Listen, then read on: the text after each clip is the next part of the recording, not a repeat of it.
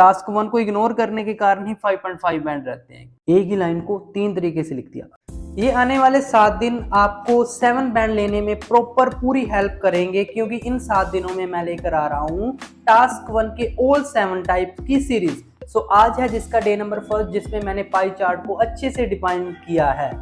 बहुत सारे बच्चों के जो 5.5 बैंड रहते हैं वो टास्क 1 की इग्नोरेंस के कारण ही रहते हैं। तो इसमें मैंने बताया है कि जो एक तरीका जो 95% बच्चे सेम तरीके के साथ टास्क 1 को लिखते हैं, उसको तोड़कर मैंने एक बिल्कुल डिफरेंट वे बनाया है भी कैसे टास्क 1 को लिख सकते हैं। सो सीरीज का जुड़े हैं, क्योंकि ये सीरीज आपको 7+ बैंड तक लेकर जाएगी। So let's get into the video. So welcome to the first day of our writing task 1 series. इस सीरीज में जैसे कि मैंने आपको बता ही दिया, अभी सभी टाइप के टास्क 1 को आप कवर करेंगे, और आज डे फर्स्ट में आप कवर कर रहे हैं पाई चार्ट को। ठीक है जी। सबसे पहले मैं थोड़ा सा एक बेसिक कंसेप्ट आपको समझा देना चाहता हूँ भी टास्क 1 की इंपॉर्टेंस क्या है। ठीक है, कई बच्चों को ये नहीं पता। देखो, टास्क 1 और टास्क 2 राइटिंग में आपको पता है दोनों बहुत ज़्यादा इंपॉर्टेंस रखते हैं। ये 3 बैंड, ये 6 बैंड। अब जो बच्चे ज़्यादातर 5.5 बैंड पे रहते हैं, क्यों रहते हैं? क्योंकि वो टास्क 1 को इग्नोर करते हैं। कैसे? बच्चे और इंस्टीट्यूट, जो ज़्यादातर इंस्टीट्यूट और टीचर्स भी टास्क 2 पे फोकस करवाते हैं, इसमें बेचारे बैंड रह जाते हैं। मैं कहता हूँ जिस तरीके के साथ मैं ये सीरीज में आपको टास्क 1 करवाऊंगा ना, 3 में से 2.5 बैंड कहीं नहीं जाने वाले। अगर आपके 2.5 बैंड 3 में से आ गए तो इधर से चाहे आपके 3.5 भी रह जाए तो 6 आ जाएंगे आपके। 4 आ गए, 4.5, 6.5 हो जाएंगे। अगर 4.5 आ गए तो 7 तक पहुंच जाओगे। तो मैं आपको बताऊंगा भी कैसे राइटिंग में 7+ बैंड्स अचीव करने हैं टास्क 1 की हेल्प से। ठीक है, सो वीडियो के साथ प्रॉपर बने रहें, सीरीज के साथ ही बने रहें अगर आपको 7+ बैंड चाहिए। ठीक है, एक दो चीजें मैं और आपको क्लियर करना चाहूंगा भी। टास्क 1 में जैसे आपको पता है 6 टाइप के, लगभग जो मेन 6 टाइप के चार्ट्स आते हैं। सबसे पहले आप डाटा बेस्ड टास्क की बात करेंगे। डाटा बेस्ड कौन से होते हैं? जिनमें डाटा होता है। जैसे एक तो ये पाई चार्ट, लाइन, बार और टेबल, इन तीनों में डाटा होता है। तो ये चारों के चारों सेम तरीके के साथ जाएंगे। करवाऊंगा मैं सारे ही, लेकिन सेम वे के साथ करवाऊंगा। आपका टाइम वेस्ट ना करते हुए अपना टास्क पे पहुंचते हैं। तो सबसे पहले यहाँ पे अपने पास पाई चार्ट है। पाई चार्ट की सबसे पहले आप अच्छे से इसकी पढ़ो भी, दिया क्या हुआ है इसमें। ठीक है, यहाँ पे देखो, online sale for retail sector in Canada. Canada में ऑनलाइन सेल्स, रिटेल सेक्टर में सेल्स की बात की हुई है। किसकी सेल्स? ये नीचे आपको 4 जो सेक्टर्स दिए गए हैं, इन सेक्टर्स में जैसे इलेक्ट्रॉनिक और अप्लायंस में, फूड एंड बेवरेजेस में, वीडियो गेम्स में और होम फर्निशिंग्स में। ठीक है, तो यहाँ पे 2 pie chart below shows the online shopping sales of retail sector in Canada in 2005 and 2010। तो यहाँ पे ये आप देख सकते हो, ये है पास्ट में। तो अपना जो टास्क जाएगा वो सेकंड फॉर्म में जाएगा, इस चीज का ध्यान रखना। उसके बाद कुछ नहीं आगे, वो कह रहे हैं इसको समराइज करो। तो यहाँ पे जैसे कि आप देखते हैं अभी 2005 में जो सबसे हाईएस्ट परसेंटेज है यहाँ पे आ रही है 35%। वो किसकी है? इलेक्ट्रॉनिक अप्लायंस की। ओके, तो ये सबसे हाईएस्ट पे है। ठीक है, उसके बाद देखते हैं, ये आ गया आपका, ये कौन सा है? Home and furnishing. ये फर्स्ट नंबर पे है, ये सेकंड नंबर पे है, थर्ड पे आ गया आपका ये आ गया आपका फोर्थ पे। ओके, मैं थोड़ा थोड़ा सा ऊपर से ले लूंगा। इससे क्या होगा, जब मैं ओवरऑल लिखूंगा ना तो मेरे को अच्छे से पता चल जाएगा मैक्सिमम कौन सा है और मिनिमम कौन सा है। तो इधर 2010 में आए तो क्या हुआ है, ये आपका 32 अब चला गया है होम फर्निशिंग वाला। ओके, ये फर्स्ट पे आ गया, ये सेकंड पे आ गया, ये थर्ड पे, फोर्थ पे। मतलब मैक्सिमम परसेंटेज चेंज हो गई 5 साल के पीरियड के ड्यूरिंग। ओके, ठीक है। अब यहाँ पे क्या, सबसे पहले मैं आपको इंट्रो लिखना सिखाता हूँ। जितने भी टाइप के टास्क आएंगे, जो भी लाइन, पाई चार्ट, मैप कोई भी आ जाए, उसकी सबकी इंट्रो इसी में आ जाएगी। ज्यादातर बच्चे इंट्रो कैसे लिखते हैं? The given pie chart depicts the information about the sales of different sectors in Canada during the period of 2005 to 2010। ये लगभग 90% बच्चे ऐसे लिख के आएंगे। ये होती है एक्टिव फॉर्म। मैं कहता हूं अगर आप एक्टिव से पैसिव फॉर्म बना दो ना, तो आप एक बड़ा अच्छा इंप्रेशन सेट कर सकते हो एग्जामिनर पे। कैसे बनानी है? आपने क्या करना है, नॉर्मली द इंफॉर्मेशन अबाउट से अपनी स्टार्ट करनी है इंट्रो। कोई भी चीज आ जाए द इन्फॉर्मेशन अबाउट से स्टार्ट करनी है, उसके आगे जो भी इन्फॉर्मेशन है, जैसे ये इसकी ऑनलाइन सेल की थी, मैं आपको दिखाऊंगा, वो लिख देना है। और उसके बाद क्या आ जाएगा, is depicted bye given pie chart, ठीक है, ड्यूरिंग द पीरियड ऑफ जो भी है 2005 टू 2010। तो ऐसे आप एक्टिव से पैसिव चेंज कर दो। द इन्फॉर्मेशन अबाउट, पहले ये 3 वर्ड्स लिखने, उसके बाद जो भी इन्फॉर्मेशन है उसको लिखो और लास्ट में लगा दो is depicted bye given pie chart. तो ऐसे क्या होता है, तो ये आपकी पैसिव में चेंज हो जाएगी।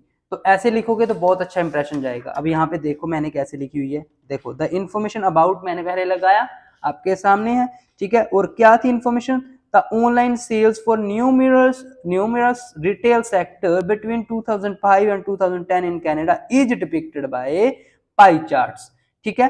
तो सबसे पहले द इंफॉर्मेशन अबाउट यहाँ लिखा, फिर जो भी इंफॉर्मेशन थी यहाँ तक आपकी इंफॉर्मेशन आ गई, और लास्ट में लिखते हैं depicted bye given pie chart. Line है, लाइन बार है, पाई जो भी है वो आपका यहाँ पे आ जाएगा, और ऐसे आपकी एक्टिव से पैसिव चेंज हो जाएगी। तो आपको 7+ बैंड तक ले जाने में ऐसी चीजें हेल्प करेंगी। ओके, तो ऐसे आपने लिखनी है इंट्रो, समझ लगी आपको। अब बात करते हैं ओवरऑल की। तो ओवरऑल में आपको पता है, ओवरऑल लिख के कोमा लगाना होता है, और ओवरऑल में आप कुछ भी लिख सकते हो। मैं ये नहीं कह रहा भी जो मैंने लिखा वही सही है, आप मैक्सिमम मिनिमम कोई भी देखो वो लिख दो। यहाँ पे आप लगाओगे 2005 में जो मैक्सिमम जो सेल हुई थी वो इलेक्ट्रॉनिक अप्लायंस की हुई थी, ठीक है। While on the other hand 2010 में जो सबसे बिगेस्ट सेक्टर चला गया था सेल्स में, वो चला गया आपका होम फर्निशिंग। ऐसे ओवरऑल लिख दो। अगर ऐसे नहीं लिखना तो ऐसे लिख दो भी 2005 में सबसे ज्यादा सेल हुई इलेक्ट्रॉनिक अप्लायंस की, सबसे कम हुई आपकी वीडियो गेम की, और 2010 में सबसे ज्यादा हुई ये आपकी होम फर्निशिंग की, और सबसे कम हुई आपकी फूड बेवरेजेस की सबसे ज्यादा हुई, और होम फर्निशिंग की सबसे कम हुई। तो ऐसे भी लिख सकते हो, तो यहाँ पे कोई बाउंडेशन नहीं है। अब देखो मैंने क्या लिखा, मैंने लिखा it can be seen that electronic and appliances was the biggest retail sector in the beginning of the period. तो मैंने लिखा जो बिगिनिंग थी पीरियड की, मतलब 2005 की स्टार्टिंग में, मतलब ठीक है, जो सबसे ज्यादा बिगेस्ट रिटेल सेक्टर कौन सा था, इलेक्ट्रॉनिक अप्लायंस, क्योंकि ये 35% अराउंड 35% है इसकी, ठीक है।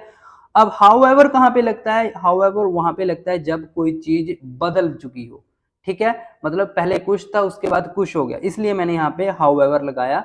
हाउएवर से आगे और पीछे दोनों तरफ कोमा आएगा कनेक्टर के, जब कोई भी कनेक्टर बीच में लगता है लाइन के, आगे और पीछे दोनों तरफ कोमा लगता है, ठीक है। However, food and beverages had claimed this position by the end of the period. जबकि 2010 आते आते आपके जो फूड एंड बेवरेजेस ने ये पोजीशन ले ली, ठीक है। अगर आप ऐसे लिखना चाहो तो ऐसे लिख दो। एक तरीका मैं और आपको बता देता हूँ, कोई इशू नहीं है, आप आपको सिंपल वे के साथ भी बता सकते हैं, ठीक है। यहाँ पे लिखो ओवरऑल।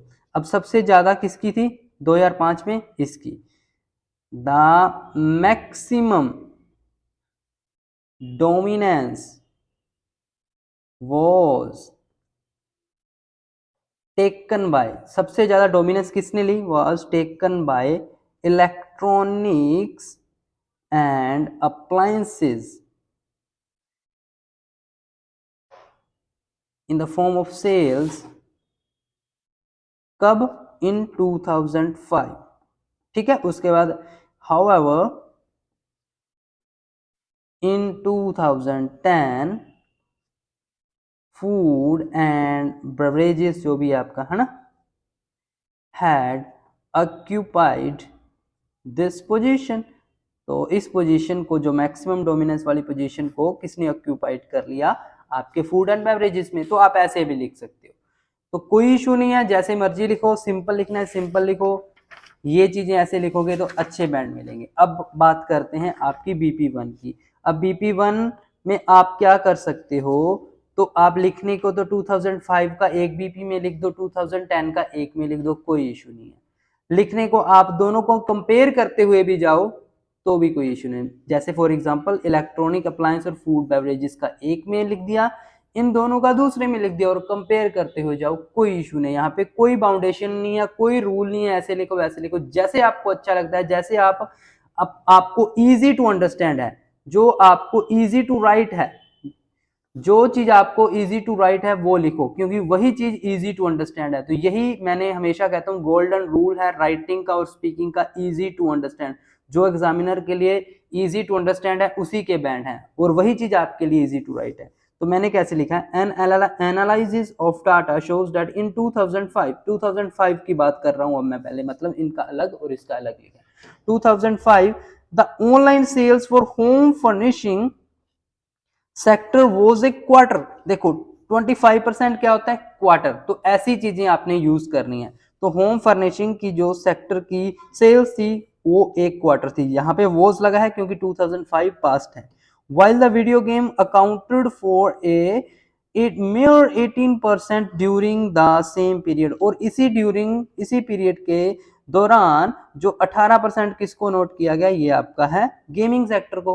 अब ये दोनों कवर हो गए, अब ये दोनों रह गए। इन 2005 electronic appliance sector comprised of more than one third. देखो वन ये 33% होता है, वन थर्ड वन ये है 35%, मतलब मोर देन वन थर्ड। ठीक है, जो इलेक्ट्रॉनिक और अप्लायंस था उसको कहाँ पे देखा गया, मोर देन वन थर्ड पे, और एक कौन सा रह गया 22 वाला लिख दिया। But this figure decrease swiftly to almost 30% in 2010। तो यहाँ पे मैंने थोड़ा सा कंपैरिजन कर दिया है, आपने अगर नहीं करना तो आप सीधा इसको भी यहाँ पे लगा सकते हो कि लेकिन जो आपका होम एंड फर्निशिंग वाला था उसको 22% पे देखा गया। आप ये लाइन भी ऐड कर सकते हो, लेकिन यहाँ पे मैंने थोड़ा कंपैरिजन कर दिया।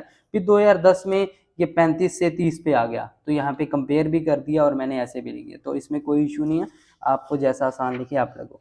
उसके बाद in more detail the online sale of food and beverages sector was 32% in 2010। आप देख सकते हो 2010 में ये 32% पे पहुंच गई। ठीक है, उसके बाद which was just above the 2 times higher than the sales of home furnishing sector during the same period. जो कि 2% ज्यादा थी किससे, इससे होम फर्निशिंग वाले से, सॉरी इलेक्ट्रॉनिक अप्लायंस वाले थे। ठीक है, 2% ज्यादा थी। उसके बाद moreover the sales of video game was 23% in 2010, और ये जो 23% पे क्या थी, गेम्स की सेल थी। तो देखो कितना सिंपल है, कुछ नहीं होता, जस्ट आपने क्या करना है, देखना है अभी कौन सी चीज कहाँ पे, और अच्छे से उसको अलग अलग क्लैरिटी के साथ लिखना है, अच्छे से लिखना है। ठीक है, ऐसे चीजें क्लियर होंगी, आपको भी आसान है, एग्जामिनर को भी समझना आसान है। तो इस तरीके से आप लिखेंगे, ऐसे आपने इंट्रो, ऐसे आपने ओवरऑल लिखना है और अच्छे से हो जाएगा। फिर भी मैं आपको एक ट्रिक बताता हूँ। ट्रिक क्या है, आप वेरिएशन कैसे बना सकते हो। वेरिएशन ऐसे बना सकते हो, मान लीजिए मैंने एक लाइन लिख दी, the population of China was increased by 10% in 2010। तो क्या होता है, जितने भी डाटाबेस हैं, लाइन बार पाई कोई भी आ जाए, उसमें चार चीजें कॉमन होती है। एक चीज जिसके बारे में बात हो रही है, किसी के बारे में तो बात हो ही रही होगी, जैसे इसमें रिटेल सेल्स की बात हो रही थी, यहाँ पे पॉपुलेशन की हो रही है। दूसरी, वो चीज इंक्रीज हुई है या डिक्रीज हुई है, ये भी होता ही होता है सेल में, देखो चाहे कोई भी आ जाए, इंक्रीज डिक्रीज। तीसरी, कितनी इंक्रीज कितनी डिक्रीज हुई है, ये भी होता है, मतलब डाटा तो होता है, कब, ये भी होता है, टाइम भी होता है। ठीक है, ये चार चीजें होती हैं। अब इसमें वेरिएशन कैसे लेकर आओ, मान लीजिए एक और लाइन ऐसी लिखनी है, आप सेकंड वाली चीज को आगे ले आओ, इंक्रीज डिक्रीज को। An increase of about 10% was seen in the population of China in 2010। देखो इसी लाइन को दूसरे, ये होती है सेंटेंस फॉर्मेशन, तीसरे तरीके के साथ लिखना, तीसरी चीज को लिख दो, ए 10% of increment was accounted in the population rate of China in 2010। एक ही लाइन को तीन तरीके से लिख दिया, एक ही लाइन को तीन तरीके से लिख दिया। चौथा तरीका देखो, in 2010 the population rate of China was increased by 10%। चार तरीके के साथ। उसके बाद देयर हैड बीन से लाइन शुरू कर दो, there had been an raise of about 10% was notice in the population of, पांच तरीके के साथ।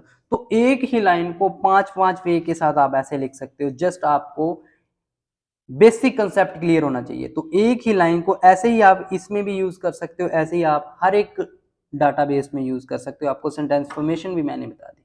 तो इसी तरीके के साथ अगर आप लिख कर आओगे तो मैं 100% गारंटी कहता हूँ भी आपके जो मार्क्स आएंगे वो 7+ बैंड जाएंगे दोनों टास्क में, जैसे मैं इसमें करवाऊंगा। ठीक है, तो ये था आपका आज का पाई चार्ट। अगर वीडियो अच्छी लगी चैनल को कर लें सब्सक्राइब, वीडियो कर दें लाइक और कमेंट और शेयर करना मत भूलना। थैंक यू सो मच, मिलते हैं सेकंड डे में।